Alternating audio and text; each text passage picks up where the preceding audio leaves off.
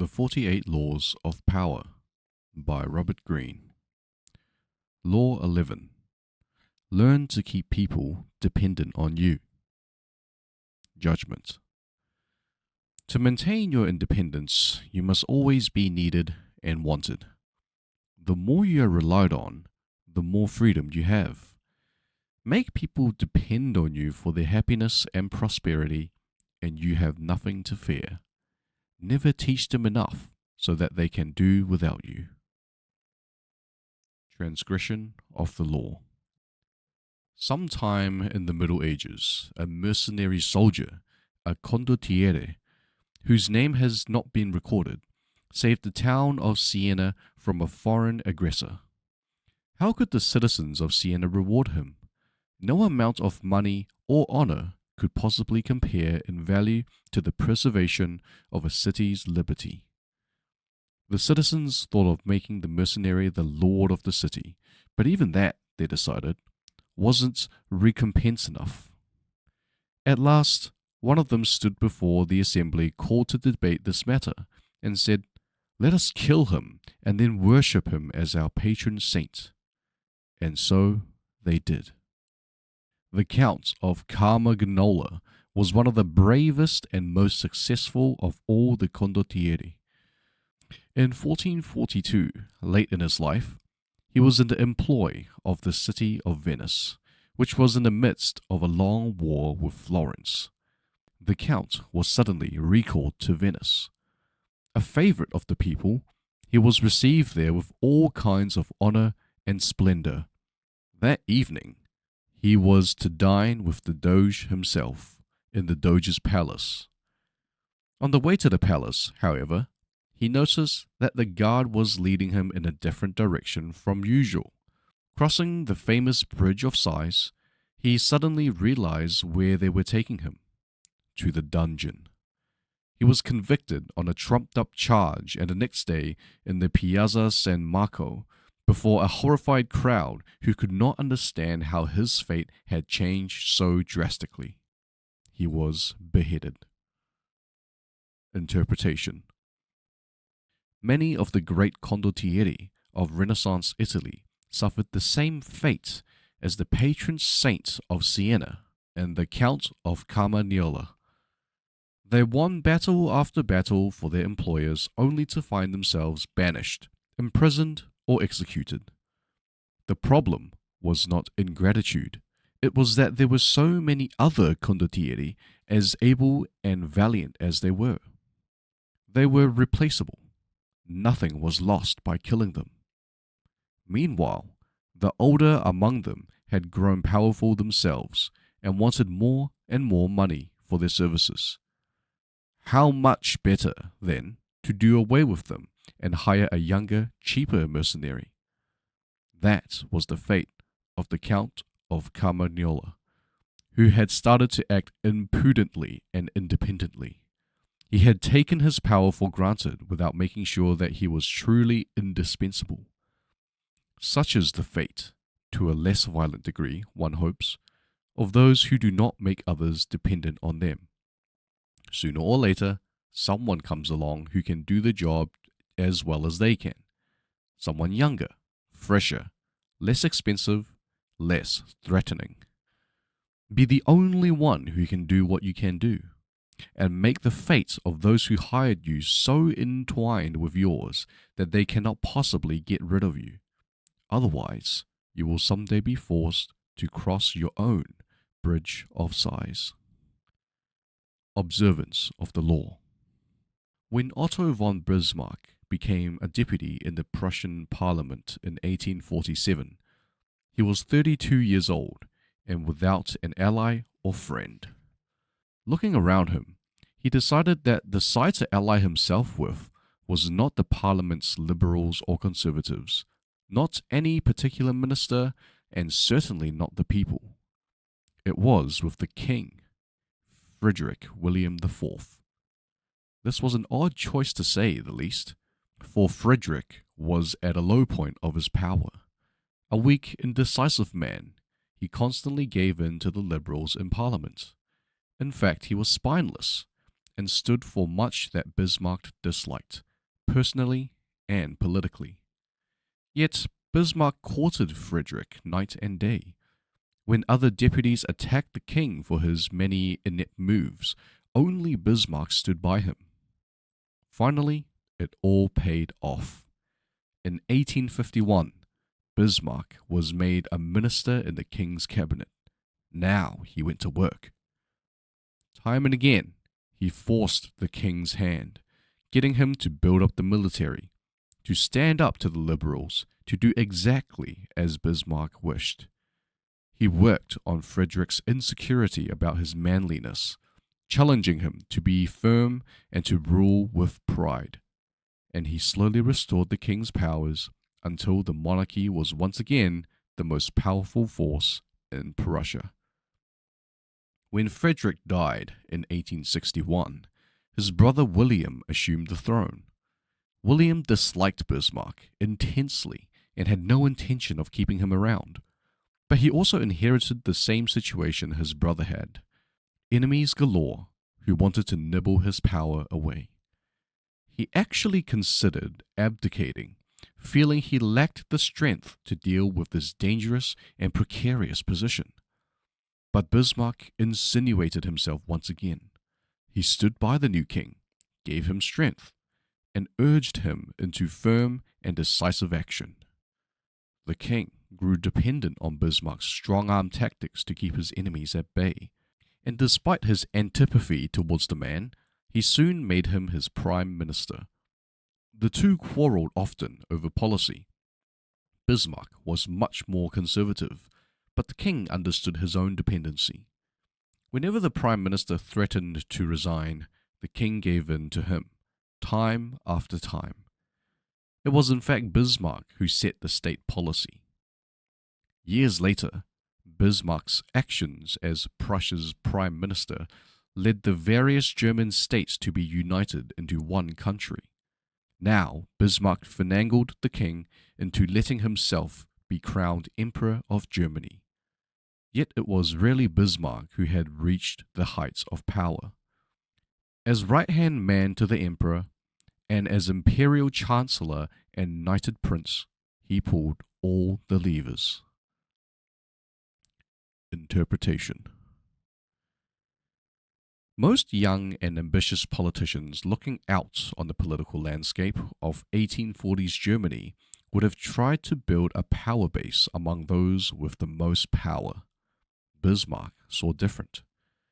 Joining forces with the powerful can be foolish. They will swallow you up, just as the Doge of Venice swallowed up the Count of Carmagnola. No one would come to depend on you if they are already strong.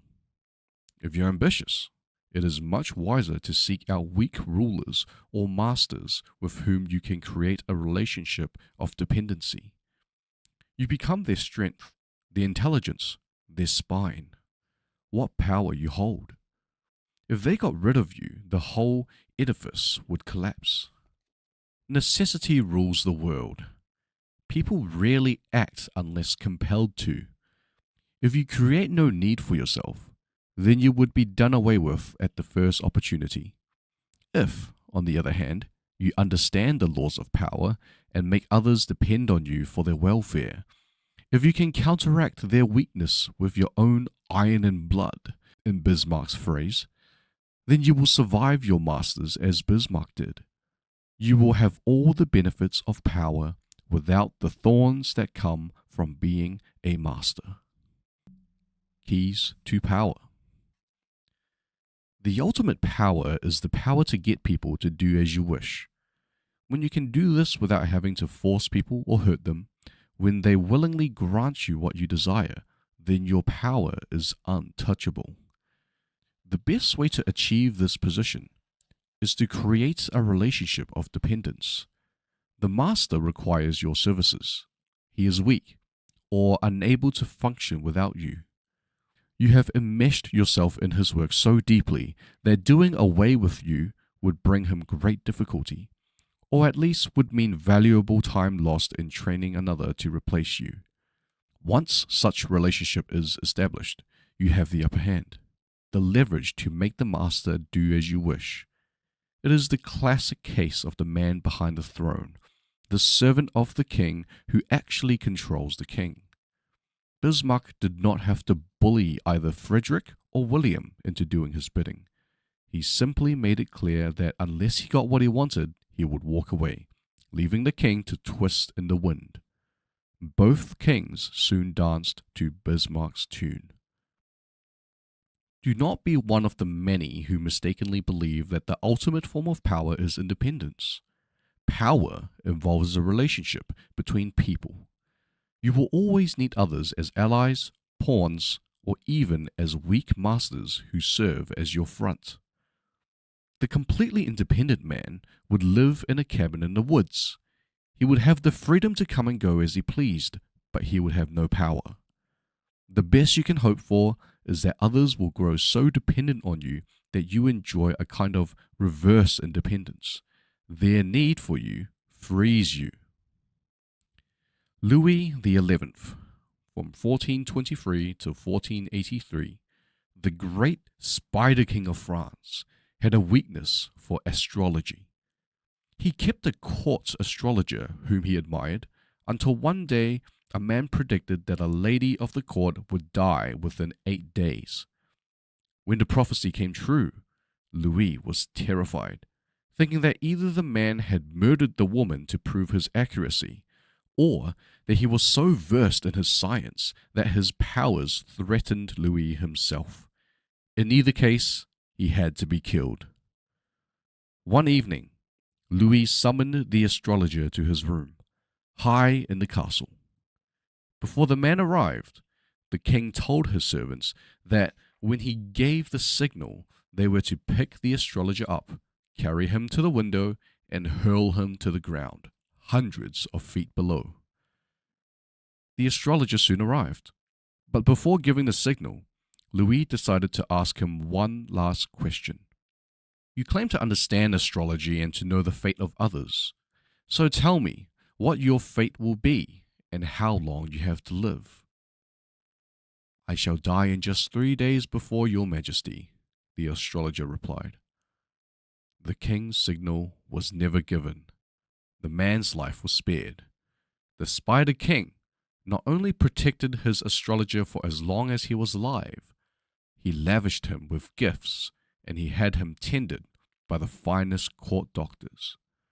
The astrologer survived Louis by several years, disproving his power of prophecy, but proving his mastery of power. This is the model. Make others depend on you. To get rid of you might spell disaster, even death, and your master dares not to tempt fate by finding out. There are many ways to obtain such a position.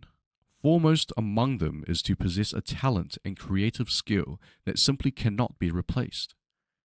During the Renaissance, the major obstacle to a painter's success was finding the right patron.